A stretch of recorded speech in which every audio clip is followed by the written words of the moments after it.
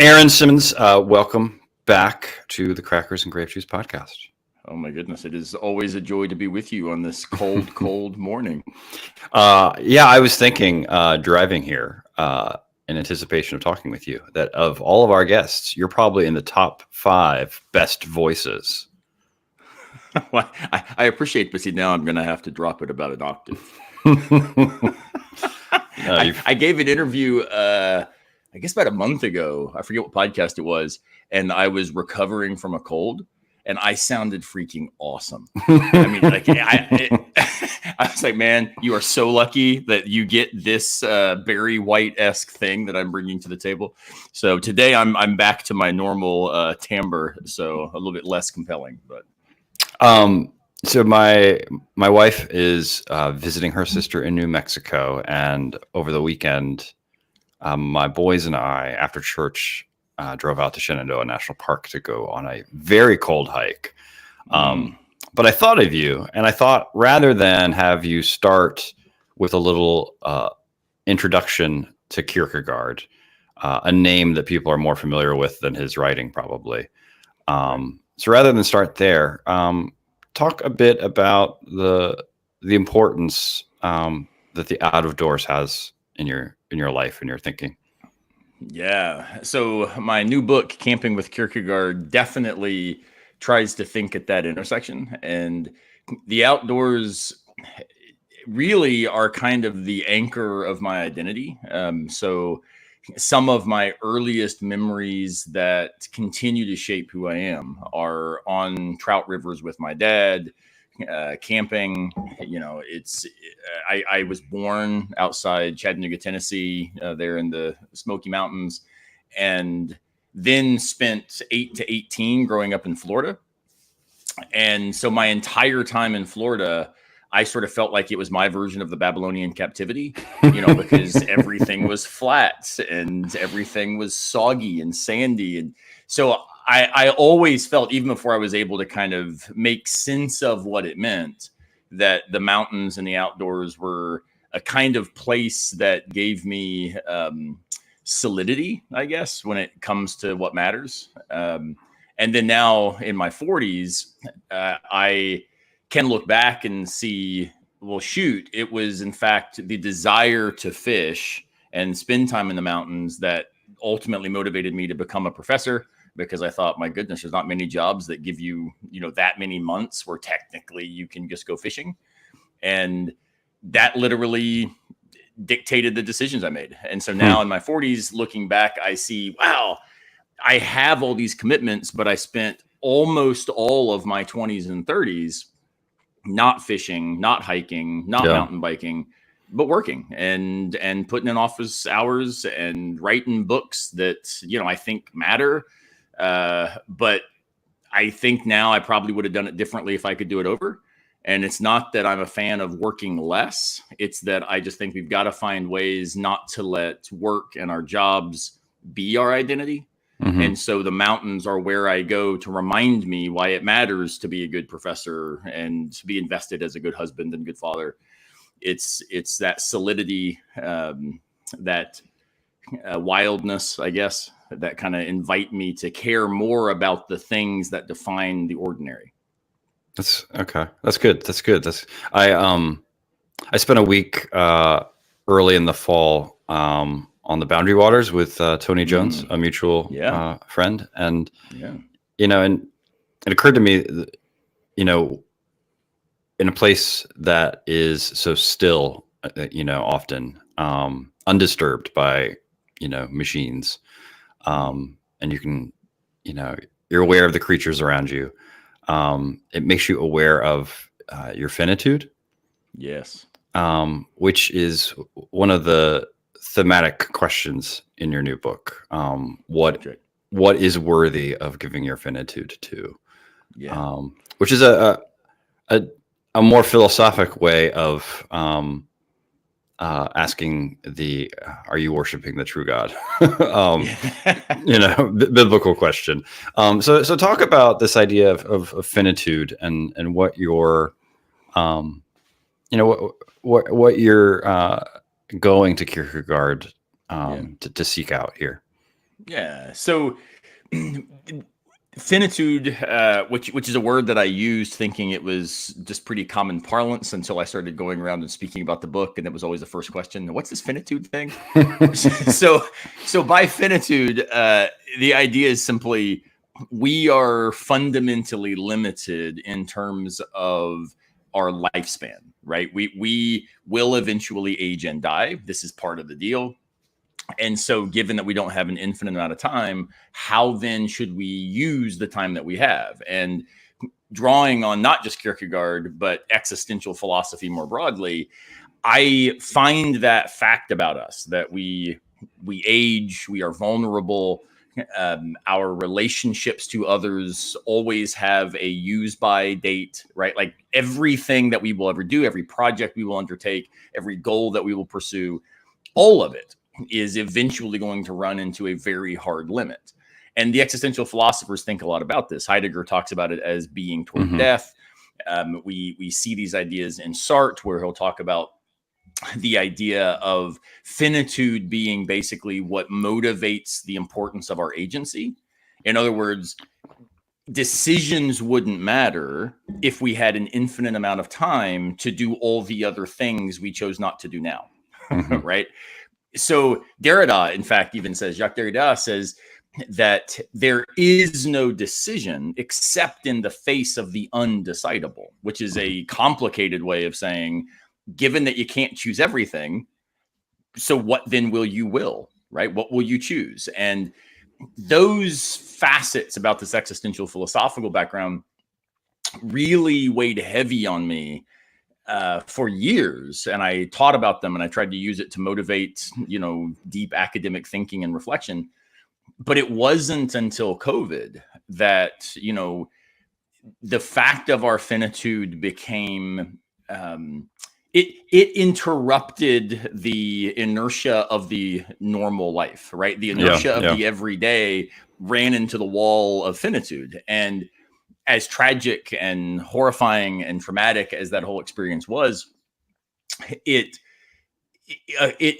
made me aware of what C.S. Lewis meant when he talks about in this little essay, Learning in Wartime, that when bombs are dropping, people say, well, why should we still read literature? Why should we do philosophy? There's better things to do.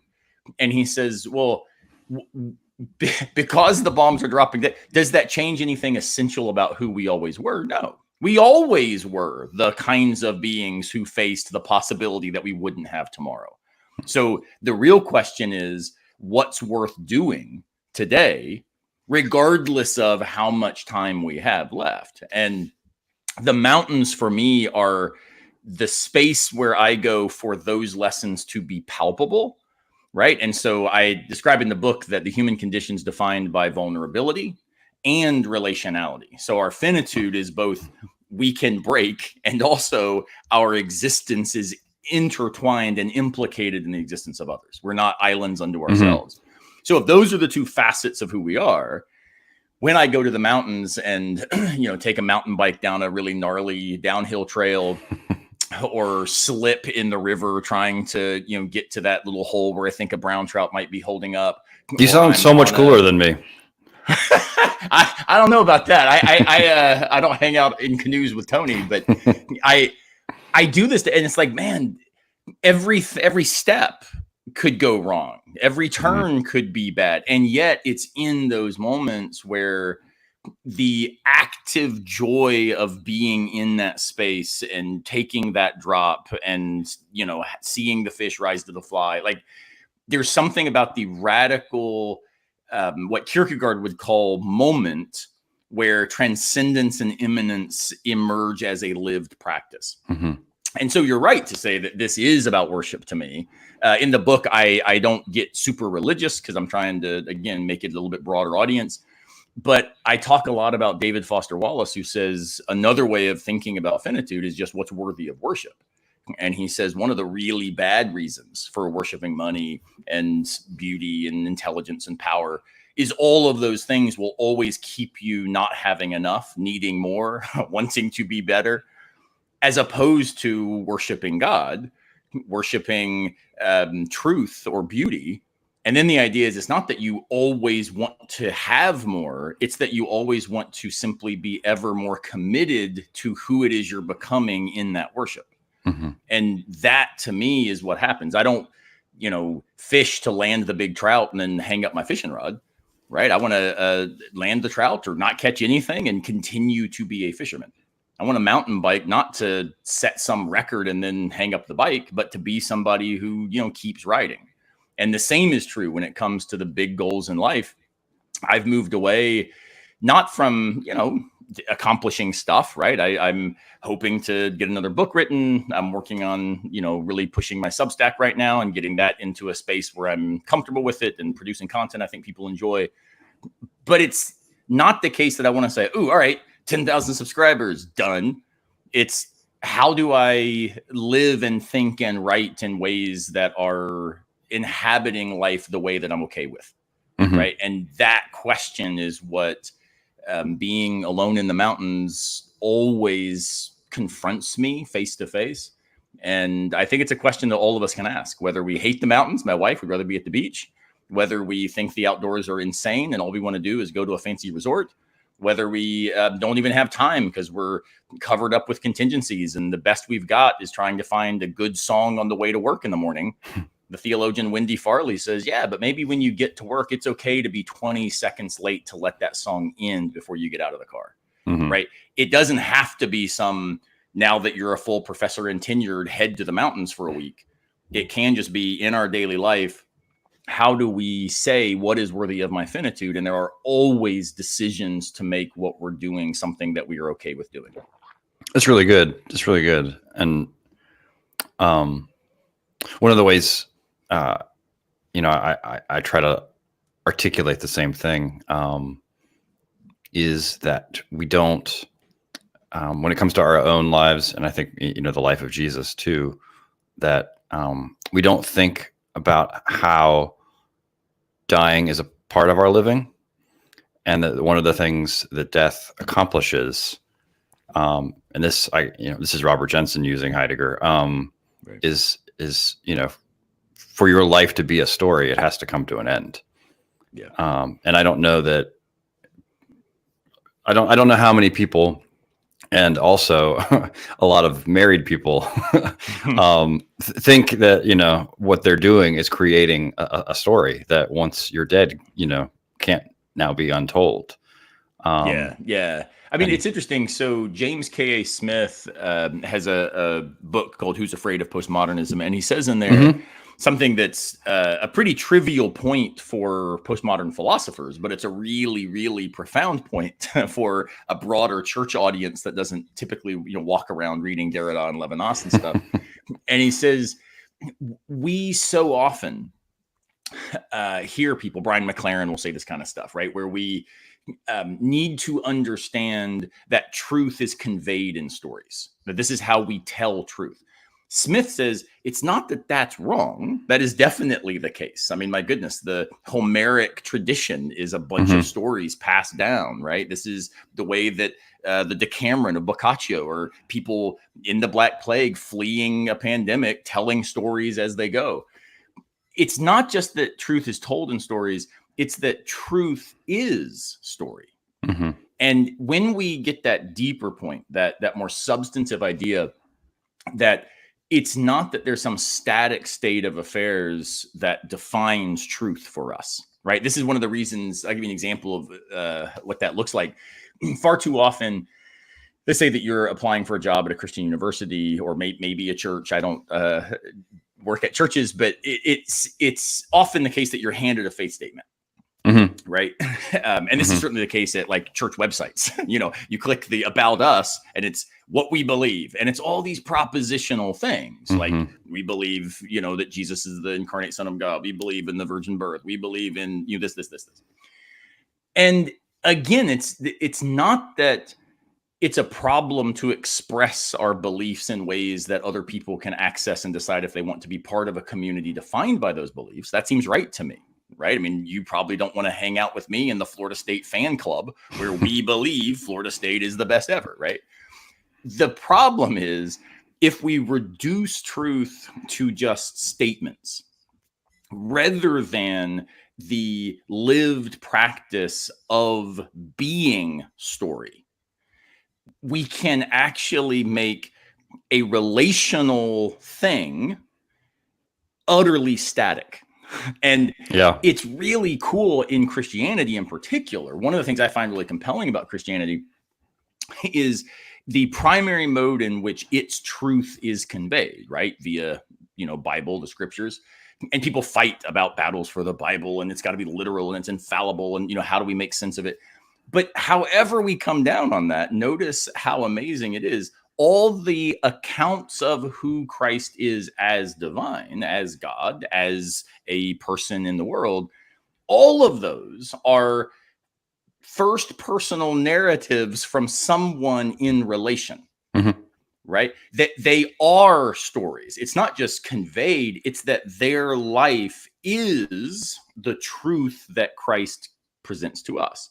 And in that move, I think we can benefit from existentialism, from postmodernism, by recognizing we make the world, we make truth, we make God way less compelling by trying to reduce it to a signature at the bottom of a faith statement, instead of saying, show me the life you live that performs what it looks like for that relationship to be true.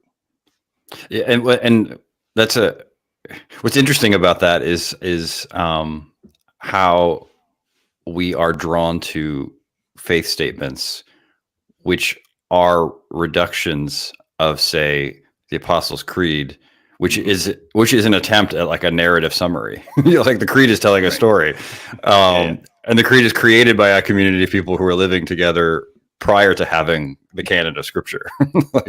That's right. That's right. And it's fascinating. So I think one of the things that we are bad about in contemporary society is we think stories are things that you put on Instagram that last 24 hours, right? Rather than understanding them to be the context of my entire finite lived experience. And so I encourage people to, like, my goodness, yesterday in my class, I was teaching but just to like hammer what you're like, there's a difference between curating moments versus cultivating a life that is a story. That's right. Instead of, I mean, another example, my wife, who I love deeply, loves being on top of mountains or at the foot of waterfalls with me. The problem is she hates the hike to them, right? Like she wants to be there to get the picture because she loves that moment, once filtered appropriately, and of course with the right angles and making sure that there's, the right lighting and all this. Like, she loves the curated moment that can be consumed as a snapshot of existence.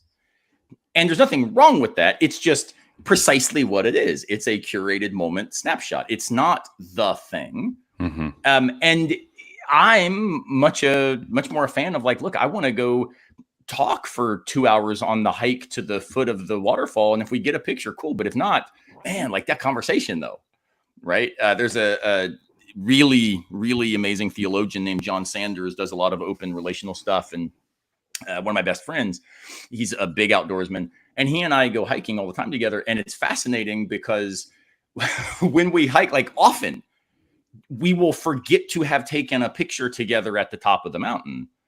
But my goodness, we were sure working through debates about divine sovereignty on the way there, right? And the truth of that experience was the fact that we had lived into the conversation, and then certainly appreciated the view from the top. But that wasn't ultimately the goal, right? The investment was. And that's where I think too many of us live our lives. Maybe this way to put it, we live our lives as episodic goals to point back to as justification for the frustration and misery that defines so much of our mundane existence, right? This is how we narrate time in our world. or at least in our society. But, you work for roughly 50 weeks, you get 2 weeks off. And those 2 weeks better be good because they're going to have to like hold you over for the next 50. Yeah. Even as a professor, like we mark our lives and our careers in terms of when's sabbatical coming back around. Shoot, I had it 2 years ago, 4 more years till my next sabbatical. And it's not that that's insane. It makes tons of sense, right? I mean, a football player is not going to say, oh my goodness, yes, practice today. They're saying, man, that game's coming up. We got 4 more days of practice to get to the game. The problem becomes, let's say they win the national championship. I mean, you've probably heard these interviews that win a championship, and then the interview with the coach, it's always, tonight we're going to go celebrate and enjoy this, and this is a wonderful, wonderful evening. But tomorrow we're right back on the field practicing and thinking about next year. And you're just like, good God, it's never enough. Mm-hmm. And this is a philosophical lesson that existentialism, and it turns out the Stoics were brilliant at trying to help us think about. Seneca says at one point, we should stop trying to have more life and instead seek to have had enough life to do what matters. Right? Yeah. And that's a story point, right? Was the story told in a way that actually had those moments of tension and moments of character development, and it really did have a conclusion that somehow made sense and didn't leave all these things up in the air? Like, if you think about life and meaning and purpose as story, am I living a good story? One that I would want to read, one that would actually inspire me to be more invested in living my own story. It seems to me that that's probably a good idea. Right. And so what I'm trying to do is draw on my own experience and my philosophical background to encourage people to do that for themselves. And I call that faithfulness. So my name for that kind of living, instead of the episodic box checking, set the trophy on the shelf and brag to your neighbors, I call that a success logic. I'm interested in a faithfulness logic. Are you invested in, as Martin Luther King says, living a life committed? Right. And so faithfulness to me is not a religious idea. It's simply that our lives are risky. And so we need direction. So what direction is worth the risk that you're willing to live out? So live that story, tell that story, because that will be the truth that your life invites others into. That's and to put that in a more just a straight theological register, that the resurrection is the vindication of Jesus's life. And that it's not one more thing that happened to Jesus. Right. And again, however you want to conceive of eternal life in a Christian sense, it's not just the duration of this life, but and that doesn't mean that you have to achieve some Jesus-like level of faithfulness in order to be resurrected. It means you have to live a life. I mean, I was, I still identify as Pentecostal, but in my kind of broadly Wesleyan Pentecostal tradition, it's common to hear, discussions of sanctification or perfectibility, these kinds of things, right? And I've always found deeply problematic the idea that sanctification was a moment that we could check off as a secondary phenomenon after something like salvation, right? And instead, I've always been way more compelled by a kind of Christian realist view on such things, where, Niebuhr and others, where the idea is, it's like, look, perfectibility is fine. Perfection, that's a idolatrous construct. That's dangerous. So the idea that I am ever trying to live more like Christ, I am ever trying to become a Christian, as Kierkegaard says, that's the goal. But notice, it's not a goal that I will have accomplished. It's a goal that I will every day take up. And I like to tell people, think about this in terms of just mundane stuff. If I've got a goal, let's say, to mountain bike 2,500 miles this year. Last year I hit 2,100. So I'm going to try to push it a little harder, see what I can do. But if I check that box, it's done. I have one existence. That's not how this works, right? my checking that box is just a kind of logistic. It's a thing that keeps me kind of honest in ways that I can mark and track and whatever, and that's fine. But if I suddenly think, if I pull off 2,500, I'm better than the 1,500-mile folk. Oh, those posers only doing 500 miles this year. And that's exactly what we start doing is when our life is defined and our values are set by accomplishments, right? I call them being goals that you can accomplish and now be. You can be the pastor, be the professor, be the doctor, like things you can do and now you are. If those are what define our life, we will inevitably name ourselves as comparative with others, such that success defines us and failure wrecks us. And we should remember, Lewis says at one point that competition is, in fact, the philosophy of hell, which is an important reminder. Don't give in to this competition model as defining your value. It's cool if you're playing basketball, be competitive, right? So but it's a logistical thing for that activity. It's not what defines your existence. Alternatively, think about becoming goals, not get the PhD, become partner, buy the fancy car, take 3 weeks in Hawaii, all logistics and fine, go get it. But think about becoming goals. I want to become a good father. Well, think about how that would work, right? I have a great Tuesday with my son. Amazing. He goes to bed, gives me a hug. He says, Dad, I love you. You're awesome. You're the best dad ever. And I, like George Costanza walking out of the room on a high point, go down, kiss my wife, pack a bag, and abandon my family because, hey, I can't go up from here. I've achieved it all. And of course, that's insane, right? That's not how fathering works. That's not how relationships work. I don't want to be a good professor, win the teaching award, and then retire. The goal is, how can I model what it is to become a good professor by every day showing up, inviting students to think well, showing up in my son's life, in my wife's life, in my dad's life. Like, how is it that I can constantly be faithful to that relationship instead of just being able to set on a shelf the accomplishments that others can look at and be jealous and wish they lived my life? I want to model living, not just live a life that they wish they had. And that's important because you're drawing the distinction that becoming requires the virtues in a way that achieving does not. Yeah, it's exactly right. That's exactly right. And the virtues that I highlight in the book are both the three things I see most prominent in Christian ethics. But again, I don't frame them that way in the book. I just talk about it as existential ethics. And they are humility, hospitality, and gratitude. And I actually drew these three in some ways from Anne Lamott, one of my favorite, Christian thinkers. And she has this book, Help, Thanks, Wow, where she says, these are her three favorite prayers. Help me, thank you, wow. And it was like, well, look at that.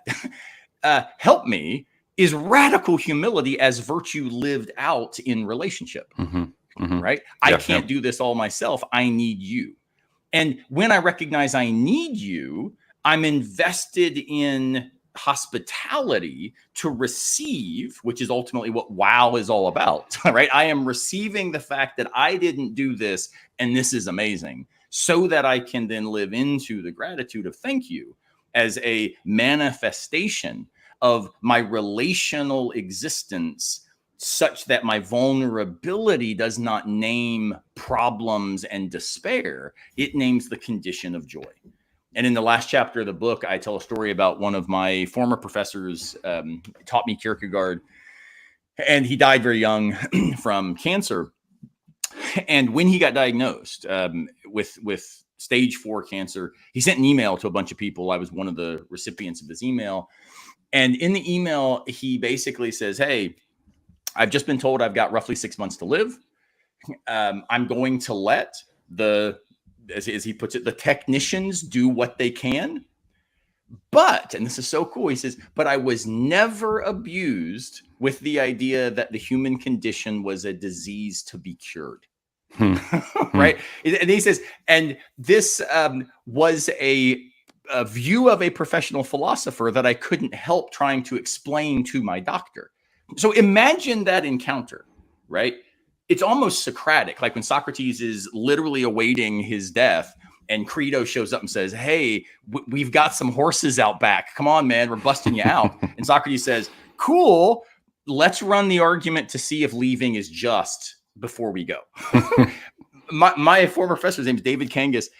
David says to his doctor, as he's being told, you've got roughly 6 months to live, he says, okay, doc, did you ever think that you weren't going to, or you ever think that you were going to prevent me from dying? Was that your goal? Dude, you suck at this. Like, I will always die. That's part of what it means. And the idea that he was explaining this to his doctor, who was like apologizing, there was nothing that they could do. And he's like, it wasn't up to you to do this.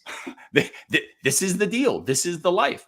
And then he goes on to say in the little email he sent, so in these 6 months, I will have time to hike, to spend time in the mountains, to be with my family, even to go back to teaching. That will be wonderful. Notice he doesn't see work as this like obstacle to living. He sees it as part of this full life well lived, doing things that matter, doing them on purpose with as much time as he's got, and he will have had enough. And then he closes the email with this amazing, amazing line that haunts me to this day. He says, in the end, there is the unmanageable, but we would be trivial beings without it. So onward with my day. That's the thing that our success culture, our capitalist logic of value absolutely does not want us to understand, right? It's always trying to tell us, if you can get enough, have enough, be enough, accomplish enough, achieve enough, then you will be able to manage the slings and arrows of outrageous fortune. And David's yeah, and you would live a trivial existence. What matters is, can you find ways, like Paul and Silas, to sing while in prison, or the Italians to lean out the windows during a pandemic and bang pots and pans to say, hey, we all got each other's backs. There's something about that the unmanageable exists, and it conditions that we do not have to be wrecked by it. That's what I think real beauty looks like. And ultimately, that's what I think the story of Christ is all about. God didn't come to get us out of the human condition, but to focus our attention on the glory that it conditions, that it makes possible. And that to me is absolutely mind-blowingly cool. And it's why I continue to identify publicly as a Christian. That's good. That's good. So there's a connected theme in your book that you've highlighted. And one of the things I've been thinking about of late is so like Jonathan Edwards, the Great Awakening theologian, his anxiety about democracy was that it's only possible among a populace that understands their finitude over against a sovereign God. And otherwise, you don't have the virtue to hold the public good together. And so, we're living in a time where it seems like those bonds are frayed. And I'm wondering, not Jonathan Edwards, but how might Soren Kierkegaard help us think through? Yeah. So it's funny how much thinkers who explicitly attempt to avoid questions we then want them to answer actually can help us think through those questions. So Kierkegaard, no fan of politics, no fan of democracy, and yet. And the reason, I should say, the reason is because he saw it as contributing to what he described as leveling, where we would call it lowest common denominator, majoritarian rule, right? It's what Kierkegaard eventually will refer to as. It's a fair point. It's not obviously wrong. That's right. and he's in a line of thinkers. I mean, Nietzsche was famously anti-democratic because he saw democracy as cultivating the herd mentality as the political will, right? Heidegger. Yeah, we want Barabbas. Yes, I mean, Heidegger was a National Socialist Nazi, and yet his critique of democracy is really substantive, which is effectively when you give in to the crowd, what he calls the they, your identity is radically lost at the hands of this anonymity that we call something like the American people or what the people want. And the existentialists gave us all of the critical tools for making sense of like the evening news, right? Because all of the narration of our society, they told us, watch, look how this works. Now, what can they offer as resources, though? Well, I think there's probably 2 or 3 things. First, Kierkegaard in particular makes very, very, very clear that Christianity must never be confused with any kind of political movement in such a way that we would see this as Christian life. So in other words, he sees Christian nationalism as not just idolatrous, but demonic. And he's right about that. So the problem is, I'll give you a real quick example. Recently, one of the leading candidates for president made the claim, I am your retribution, right? And got thunderous applause. Notice the idolatrous claim in play in that, right? I am your vengeance. I am the one who will decide the good for you. I am the one who will make sure that smiting of your enemies is handled and done in the way that I deem correct. Well, even, I mean, like, just the phrase "I am," it's like already bars, right? and instead of a bunch of Christian folks rising up and saying, dude, no, it says that God will be all of these things, right? This is in God's hands. We leave this to God. We're not leaving it to you. That's not how this works. They instead jump in behind this because their narrative of their own identity requires a perception of being marginalized, even though they are among the most powerful social beings. Notice how that's functioning. Kierkegaard is suggesting, right, when we affirm a commitment to the social as absolute, then necessarily God and the social become not only intertwined, but identifiable with each other.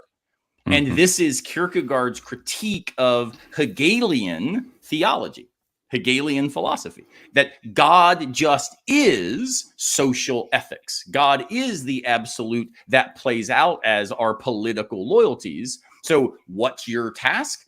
To fill your social role, says Hegel. It's what's called Sittlichkeit, the German social morality. And Kierkegaard says, fine, it's not that we shouldn't fill our social roles, but if you are reducible to that role, then you have no relation to God. God disappears in your relation to power. Right. And so the critique of Christian nationalism as demonic is something that Kierkegaard hands to us, I think, in beautiful ways. But moreover, there's a kind of wrinkle. And this is the second point.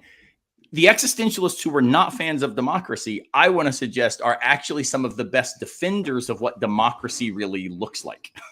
In other words, they were not fans of, let's call it, historical democracies, because often historical instantiations of a good idea look really badly.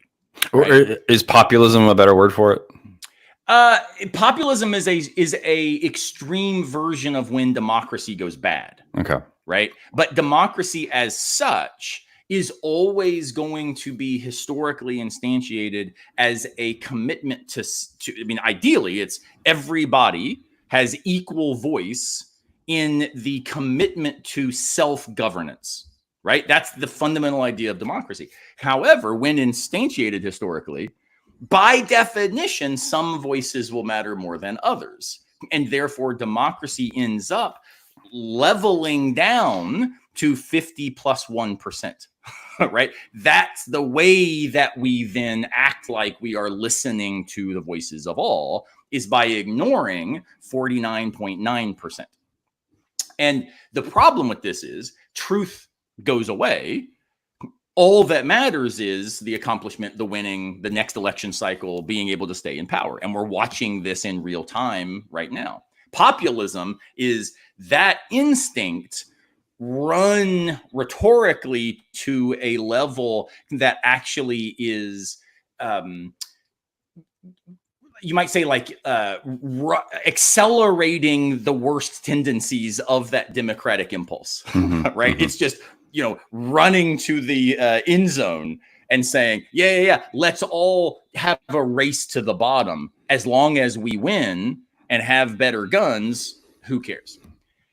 What it is that Kierkegaard and Nietzsche and Heidegger and Sartre and all these other thinkers give us is, despite plenty of their own immoral stories and lives, right?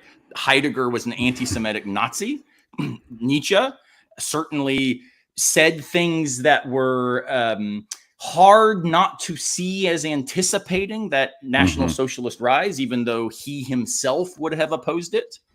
He certainly was complicated in his relation and take on gender dynamics. So I'm not at all praising their moral stances, but they give us a sense of what would it look like if we rejected the crowd, the herd, the public, and instead were invested in an ideal that said each and every other is radically dignitied, radically valued, stands always in a relation to me that calls me to task and responsibility. That would be what democracy actually is striving toward. So instead of thinking of democracy as a being goal, check the box, look at our democracy, and make it a becoming goal, democracy is now the ideal of radical humility. I can't do this alone. I need you. We do this together. Radical hospitality. Only if you help me and challenge my views can we actually always be improving and critical of anything we thought was good enough. And radical gratitude. I see you as neighbor, not as competitor, right? Democracy instantiates the existential virtues. The problem is, as instantiated, democracy will always fail to be democratic enough. And so ultimately, this is the danger, and I'll land on this point, the danger of backward-looking, fear-mongering narratives of democracy. Make America great again. It's a backward-looking fear of where we are. That necessitates a rejection of democracy as an ideal that always calls us to task as never democratic enough, as always having more work to do, of not being hospitable enough, and says, we've done it great. Then we got too hospitable and effed stuff up, right? Like, how do we go back instead of constantly calling ourselves forward in light of the others that have been excluded, marginalized, and forgotten? Democracy in that sense, and here I'm drawing on Jacques Derrida, democracy, says Derrida, an atheistic Jew, democracy, or at least technically a Jew who rightly passes as an atheist is his phrase, but he says the only democracy worthy of the name democracy would be a Christian democracy. Why could he say it? Why would he say it? Because Christianity is about a model of the divine that says, I will leave the 99 to find the one. We live in a democracy now that says build a freaking wall, keep them out, screw the rest of them so long as we've got 50 plus 1. Democracy as an ideal radically undercuts that idolatry. And if we want really to lean into Christian ethics as compatible with democratic life, we don't do it by being loyal to parties. We do it by modeling love for the neighbor, the widow, the orphan, the stranger, and standing for justice called for by the minor prophets. That's what the existentialists offer if we read them against themselves. And that brings up another area you highlight in your book is how we understand leadership. Yeah. Leaders tend to be, and I'm not sure if your audience will like this or not. My mom does not. But leaders in our society operate according to a very particular model that a friend of mine, the philosopher Aaron James, has cashed out in an awesome book called Assholes. And in that book, what James describes is when you become somebody who thinks your own position entitles you to systematic privilege that immunizes you from the critique of others, you are an asshole.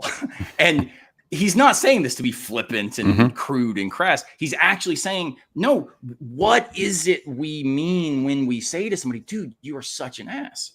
What we mean is your vision of your own importance has erased your sense of responsibility and obligation to others.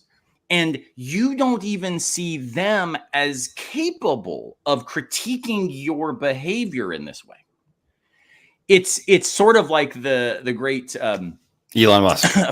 Elon Musk's the model of this for sure. My gosh, right? It's the you should thank me for being the way I am, because if it weren't for me, you wouldn't even have, right? It's that movie. It's the A Few Good Men scene. You should thank me for being on that wall, right? Just go about your day. Like, wait a minute. You don't get to violate human dignity in the name of a vision of your own importance. And so the problem we have with leaders today, whether it be political leaders, again, cross parties, business leaders in particular, Elon Musk's a great example of this, or even just the way leaders play out in things like churches or, mid-level managers at the office place. My goodness, even the way often men understand themselves to be heads of household in a kind of leadership model. The problem is almost all of this stuff is anchored in special privileges that immunize from critique. And when that happens, what we've done is, and this is the dangerous move, not just we've become assholes, but because of the success logic that idealizes those people as having won the game of life, right? They're what we wish we were. We now actually make being an asshole socially normative. Yeah. It's what you've got to become if you're going to be the right kind of person who gets on the church boards, leads the mega church, gets elected to office, is able to make that company profitable. Like the way we understand success, instead of just logistics, we understand it as value conveyance. Yeah. You matter because you're rich, because you're powerful. And again, one of our current political candidates has said of himself, the most important thing about me is that I'm very rich. Or like I was just thinking about, what seemed the genuine surprise when Tucker Carlson crossed a line and got fired. Yeah. Because the success was the currency.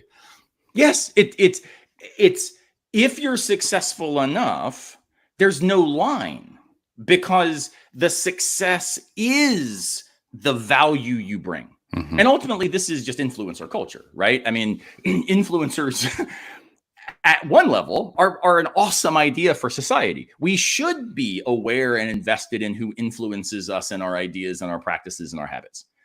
The problem is if we trust ourselves enough to think that we are good in our judgment about the right kind of influence, right? I want to be influenced by Jason because of his virtue. That's awesome. But if I want to be influenced by Jason because he influences a lot of people, notice the problem that has introduced. Yeah. You now become virtuous because of your popularity, not you are popular and influential because of your virtue. And when that flips, we're screwed. And so leaders have to, in my opinion, start modeling what it looks like to live lives of faithfulness. The problem is, if they're going to live lives of faithfulness, they will be out of step with what narrates their position often.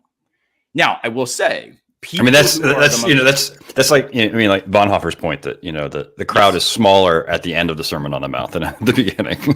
Yes, that people are going to walk away. I mean, it's also a political issue. Having just talked about democracy, there's a philosopher named Michael Walzer who has this great essay called "The Problem of Dirty Hands," and he basically says, imagine everybody at your church and in your circles and podcast listeners say, "Hey, we need to get Jason elected to president." And the reason we want Jason elected as president is because he is virtuous, he's humble, he models hospitality, he's gracious, he's inclusive, like all the things that we want in leadership. We want you to be that person. That's why we're going to support you. Perfect. Awesome. Problem is, we also recognize there's no shot that you're going to win if you run on virtue, right? Mm-hmm. So the only way you're going to win is if you abandon that virtue to just care about success, care about polls, go crush the other, sling the dirt, get in by any means necessary. And what happens, the problem of dirty hands, is everybody supporting you starts wanting you to be vicious because they know that when you're in power, your virtue is why you should hold that office. Mm-hmm. But our hands had to get so dirty getting you there that now the very thing we wanted you to represent is the thing we abandoned. And that fact, think about this like in churches. My goodness, we now think, well, if a pastor, this happened, Greg Boyd up in Minnesota talks about this in his book, The Myth of a Christian Nation, where he says, he got up and basically said, hey, we are idolaters if we give in to a kind of party politics as Christian commitment, right? There is no Christian nation. That's not how this works. Christian nationalism is idolaters. And he said, like, I forget how many, but, I think a third of his congregation walked out. Now, what's fascinating about this, right, is they walked out, quote unquote, in the name of Christian truth. But the problem is they were so convinced that Christian truth just is power that when Christian truth is presented, they see it as heresy, right?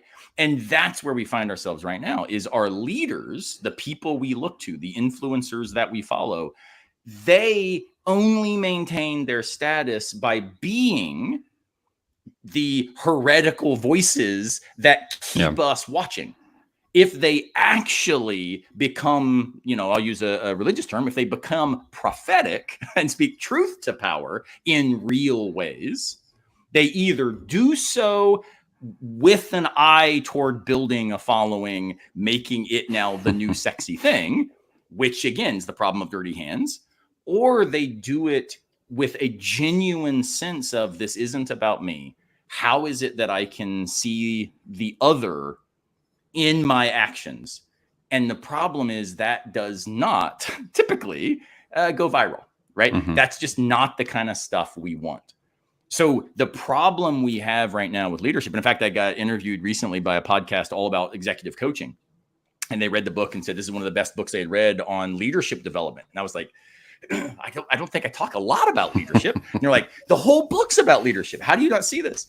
And it was because my stress on humility as actually being the ground of confidence, right? And philosophically, that just means only if you recognize you don't know stuff are you able to investigate what's true, right? If you think you've got it figured out, you don't investigate. that sense of humility as the ground. I cite the great philosopher Kendrick Lamar on this point, by the way. Sit down, be humble. If we could only get that in our heads, and then started thinking, man, yeah, politics matters at the level of policy, but you know what? Man, like even if you disagree with Bernie on his views about economics and his views about, governmental intervention and whatever, when he hands the mic to the Black Lives Matter protester, steps back and crosses his hands and says, "You guys speak." That's what we need in leadership, right? Notice here, it's not a claim about we want his policies. You might. I tend to like his policies. I think they're pretty compelling, but one might not. But until we can agree, we need that in leaders. We don't have a shot of overcoming the social distrust that plagues our political division. Because to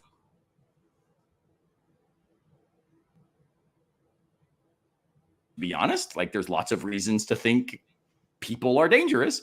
But what are they saying? We've got to rally together because you are the real danger. Like that sense of fear and danger is anchored in we need leaders who are assholes enough to take out the problem. Yeah. Right? Yeah. Instead of we recognize we can disagree about really important stuff and that's complicated. That's part of the deal in democracy. But you know what? We can also agree that if we elect the right kinds of leaders, the policy debates now can be undertaken in virtuous ways. But we don't care about that as a society because we're just winning. We're just making sure that it's so much winning, making sure that we've got the followers. And it seems like that might be a really bad way to go. Well, Aaron, thank you for, I think, this is not the first time. You do a really good job of displaying how the philosophic tradition and its intersections with the Christian tradition can bear really fruitful conversations for the public good. Well, I appreciate that. And I do want people to know Camping with Kierkegaard is a book. There are moments that probably are a little bit complicated, but it's because I didn't want to talk down to anyone. Right. I think that's patronizing and too much public intellectual work does that. But it's a book that was written literally on top of mountains for anyone who is trying to think well about how to live well. And they're not going to find, hey, here's the 6 steps toward living well. Right. That's antithetical to my existential commitments. But what they might find, especially Christian readers, is a sense of a commitment to a notion of God that invites us to co-create a world that could be better than the one we currently inhabit, and a sense of a God that invites us to appreciate the beauty that is always possibly available if we just cultivate the eyes to see it. And that usually requires us being humble enough to look around and listen instead of always thinking that we need the microphone. So I appreciate you having me on. I hope people will check out the book. I recognize the irony. Believe me, it's not lost on me when I say, hey, make sure you check out my Substack, Philosophy is Wild. Visit my YouTube channel, Philosophy Where We Find Ourselves, jaaronsimmons.com. Like, I get the problem having just critiqued all that nonsense. Here's my pitch to people. I would love to connect with you and build a community in these places, not because I think my voice matters, but because we've got to find spaces like Grape Crackers and Grape Juice, like the God Pods ecosystem that all of you and your friends are creating. We've got to find ways to build community with each other in ways that maybe invite a different way of understanding some things. And that's what I'm trying to do with a pretty thick dose of philosophy as a backdrop. And well, so to return to the idea of like what is worth giving your finitude to. I mean, what that in Christian terms you're talking about vocation. That's exactly right. I have a whole chapter in the book about calling. How do we find our calling? And I don't say here's how you do it. What I say is here's what calling kind of looks like and means. So what's that going to look like for you, right? And so the whole book is a question to people. it's not a set of answers articulated on top of the mountain down to the people in the valley. It's an invitation for them to keep hiking with me. And so I can't tell you how much I appreciate you having me back on. Huge fan of what you and your colleagues are doing to create the kind of community that this book is also inviting us to envision together. Well, thank you. Thank you. Yeah, and we'll have you back. Sounds good. Keep hitting the outdoors with your kids and also mutual friends, man. Well, it's funny. We just my wife has a 79 Bronco. And then we traded in our 2 other cars and got a new Bronco so they would match. And now my wife is all about wanting to go camping with the Bronco. I fully think one of the great joys in life is finding ways to get places that other people think are impossible places to get. And so my truck is not the biggest in the world, but it is a Tacoma that is lifted and built out. And man, I've taken my wife, for example, to this one little river that it takes a while to get to, and it is down roads that people probably shouldn't drive on.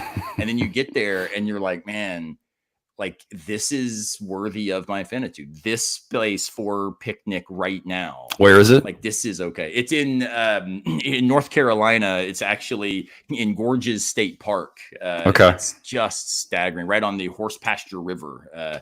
Okay. It's amazing. And, you know, like John Sanders, my theologian buddy, you know, he's got a Tacoma. And so we go off-roading our Tacomas together and stuff. And, you know, when we get stuck, you know, there are conversations about things like divine sovereignty and is God laughing, and, you know, like all that stuff plays out too, right? And so I think the outdoors are a great place to do theology and also a great place to do life. So I hope to hit the trails with you soon, man. All right.